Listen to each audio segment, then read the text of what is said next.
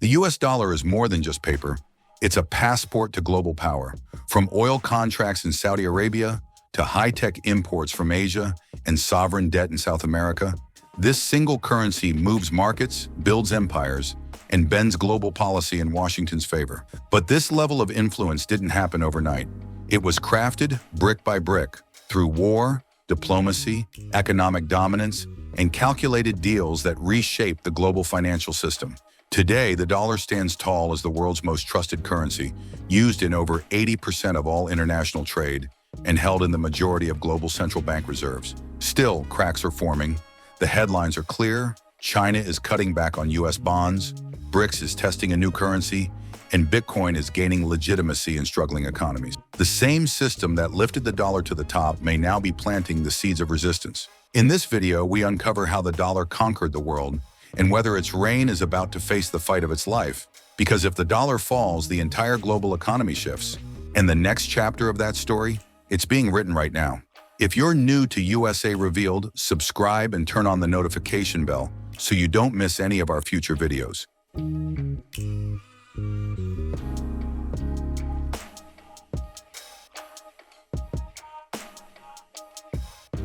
The US dollar's rise to global dominance wasn't just a financial development, it was a geopolitical masterclass.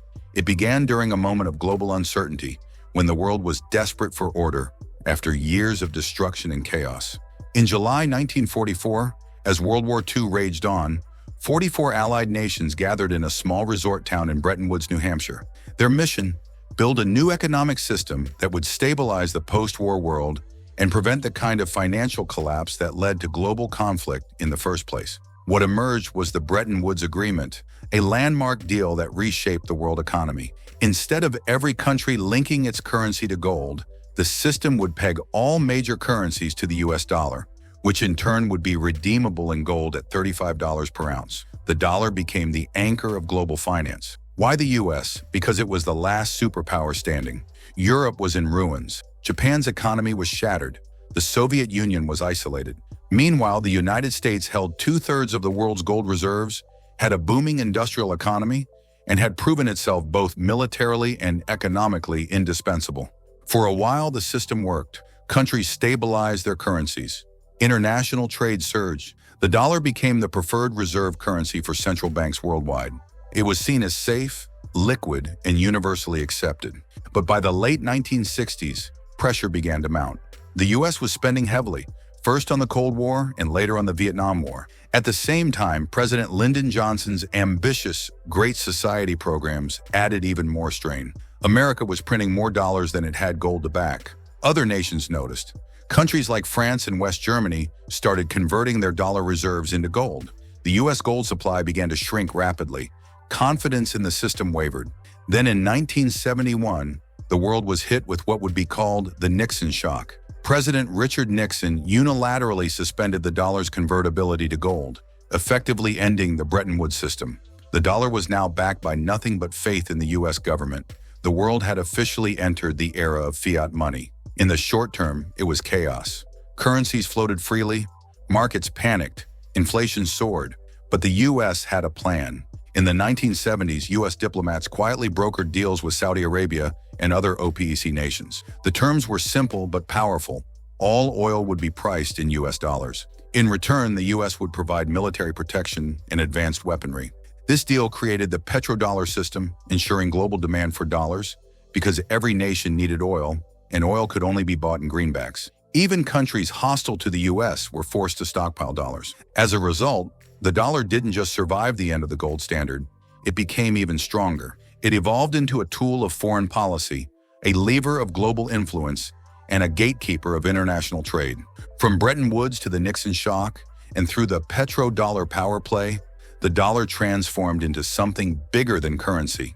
It became a symbol of American control over the global financial order, a position no other nation has managed to replicate. And in a world where power follows money, that made the US the ultimate kingmaker. When the US cut ties between the dollar and gold in 1971, it risked collapsing the entire global monetary order. Without gold backing it, the dollar could have lost credibility, influence, and its position at the center of global trade. But Washington found another pillar to prop it up: oil. Throughout the 1970s, the world economy was rocked by energy crises.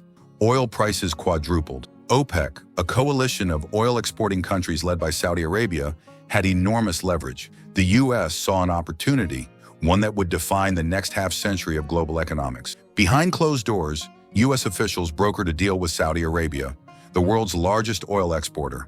The agreement was simple in theory but monumental in impact. In exchange for U.S. military protection, weapons, and investment in infrastructure, Saudi Arabia agreed to sell oil exclusively in U.S. dollars. Over time, other OPEC countries followed suit.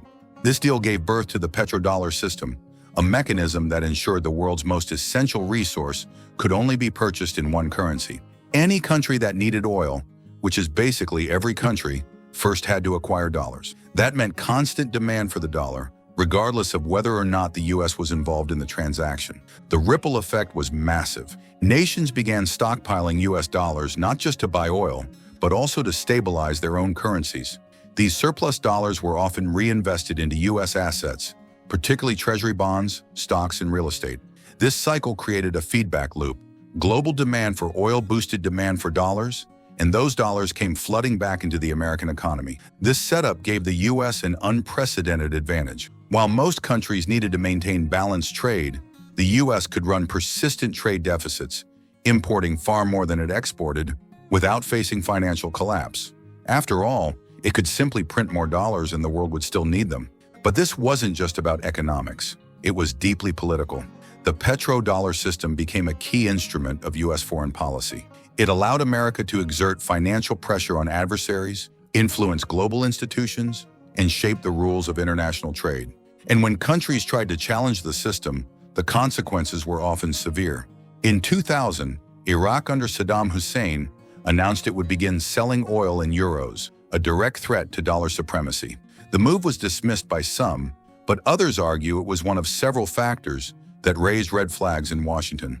Just 3 years later, the U.S. invaded Iraq. While official reasons centered around weapons of mass destruction, many analysts still debate the deeper economic motives. In more recent years, Russia and China have taken steps to de-dollarize their economies.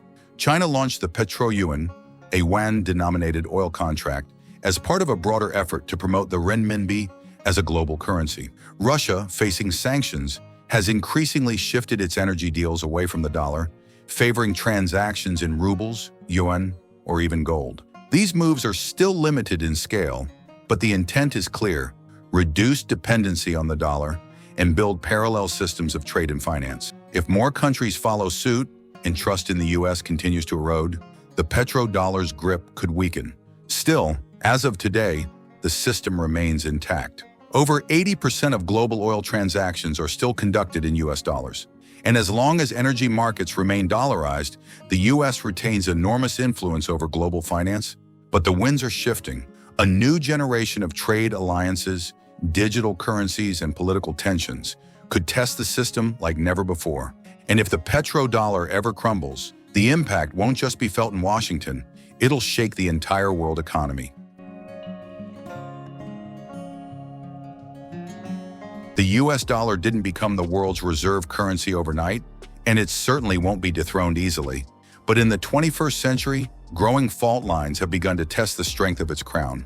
One of the most defining stress tests came during the Trump administration. Beginning in 2018, the U.S. launched a series of aggressive trade measures aimed at curbing what it viewed as unfair trade practices, especially by China. Billions of dollars in tariffs were slapped on goods from key allies and rivals alike. Beijing retaliated with its own levies. What followed was a modern-day trade war, fought not with tanks, but with tariffs and sanctions. While the intention was to bring manufacturing back to the U.S. and level the playing field, the global reaction was volatile. Markets grew increasingly jittery. Supply chains, already complex and fragile, started to buckle under the pressure. American exporters faced higher costs. Global investments slowed. Most troubling for Washington, the dollar's traditional role as a safe haven began to weaken. Historically, during times of global uncertainty, investors fled to the dollar. But by 2025, the U.S. dollar index DXY, a measure of the greenback against a basket of major currencies, fell to a 3-year low despite growing geopolitical tensions. Analysts were caught off guard. How could the dollar decline at a time when economic instability should be driving investors toward it? The answer lies in perception. While the U.S. remained a financial powerhouse, confidence was beginning to fray at the edges. The national debt soared past $35 trillion, and political polarization made it increasingly difficult to pass stable, long-term fiscal policies. Foreign investors began questioning not just the dollar's value, but the system behind it. Compounding these concerns was a rare and unsettling phenomenon, a simultaneous decline in both the dollar and U.S. stock markets. Typically, when equities fall, the dollar rises as capital seeks safety. But in recent months, both have slumped in tandem, a red flag that something deeper may be at play. At the heart of this erosion is trust. The global economy runs on confidence in the rule of law, in stable governance, and in the belief that debts will be honored. But years of erratic trade policy, abrupt withdrawal from international agreements, and increasingly hostile rhetoric toward traditional allies have started to chip away at the bedrock of U.S. financial leadership. Meanwhile, other nations are no longer content to play by the old rules. China has rapidly expanded its Belt and Road Initiative, pouring billions into infrastructure across Africa, Asia, and Eastern Europe, often tying deals to its own currency, the yuan. The People's Bank of China has signed currency swap agreements with over 30 countries, creating a growing parallel system outside of the dollar's orbit. In Russia, sanctions have only accelerated efforts to de-dollarize. Moscow has increased gold reserves, turned to the yuan for bilateral trade with Beijing, and even proposed a BRICS-backed currency to challenge the dollar's dominance. Even the European Union has made subtle but significant moves. The euro, while less dominant, is increasingly used in energy contracts, and institutions like the European Central Bank are calling for greater autonomy from the US-led financial order. But perhaps the most underestimated threat to the dollar's dominance isn't from another nation, it's from technology. Central bank digital currencies, CBDCs, particularly from China, are gaining traction. The digital yuan, already in pilot programs across multiple cities, allows for fast, borderless transactions without going through SWIFT or US financial intermediaries. This is more than just technical innovation.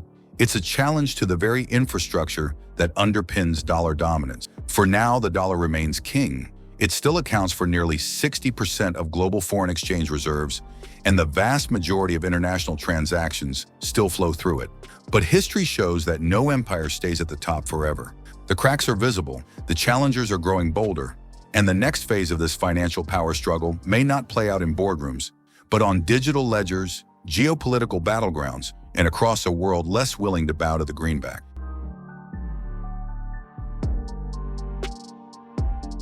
As cracks widen in the foundation of the US dollar, a new resistance is forming, strategic, coordinated, and determined to disrupt the status quo.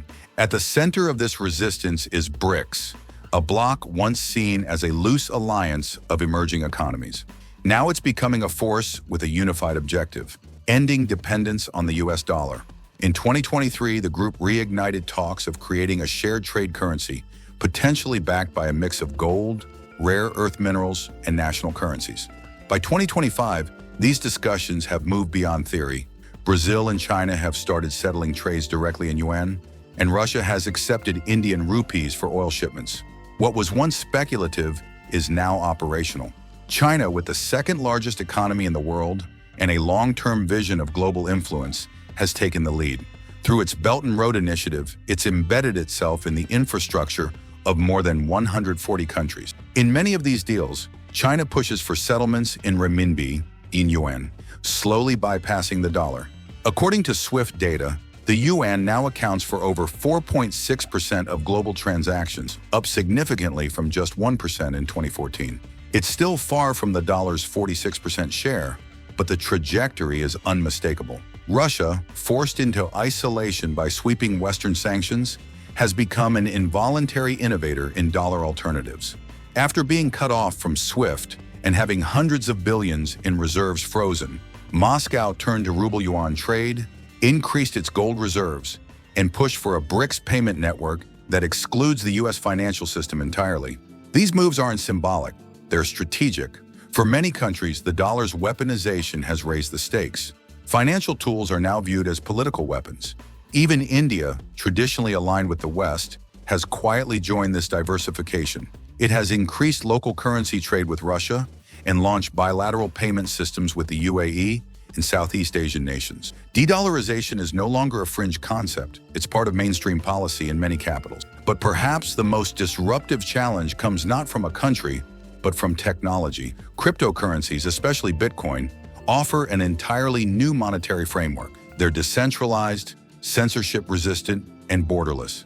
In 2021, El Salvador shocked the world by making Bitcoin legal tender. Now, amid currency crises and inflation, countries like Argentina, Nigeria, and even parts of Turkey are seeing rapid crypto adoption. Some are exploring central bank digital currencies, CBDCs, to future-proof their economies. Still, crypto has a long way to go.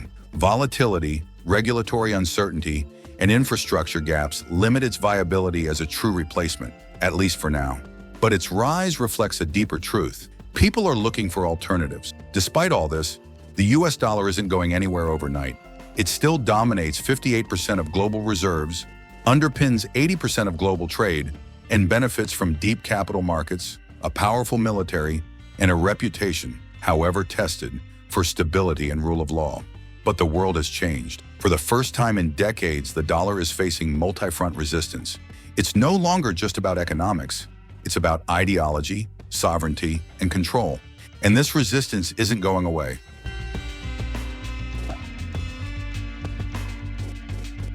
For all the talk of decline, the US dollar isn't going quietly.